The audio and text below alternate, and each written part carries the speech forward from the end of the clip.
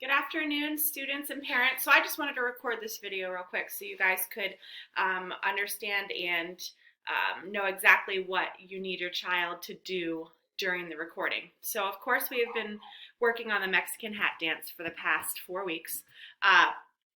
And we're going to go over, or I'm going to show you all of the parts that need to be in the dance. So when you record your child, make sure that all of these parts are in the dance that they are doing, because this is what we've been practicing, and this is what I need to see.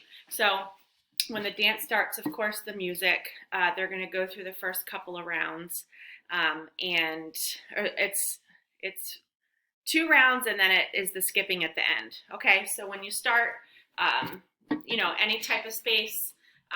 So when the music starts, it's da-na, da-na, da-na, 2 claps, da-na, da-na, da-na, 2 more claps, da-na, da-na, da-na, 2 claps, da-na, da-na, da-na, 2 claps, and then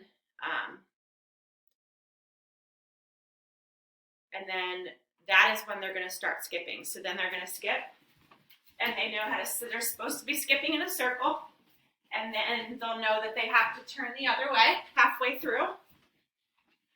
And then when it comes back to the top of the music, again, dinna, dinna, dinna, dinna, dinna, dinna, dinna, dinna, dinna, and that's it. So they need to do 2 sets of the heel taps and the clapping, and then the skipping in the middle. And they can skip one way and reverse, or if you just want to have them skip one way the whole time, that's fine. I'm not going to take points off if they don't reverse. So that is what I'd like to see them doing in the recording.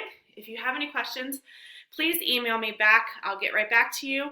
Other than that, please also remember they cannot use the video to watch the dance while they're doing this assessment.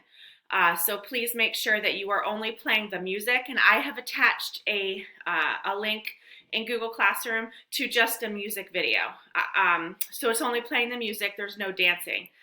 So at least your child can listen to the music, they know it, they understand it, and then they have to match their dance movements with the music. The whole purpose of this assessment is to make sure I'm checking for understanding of the locomotor and the movement skills, and that they can apply it while to the music to try to match rhythm.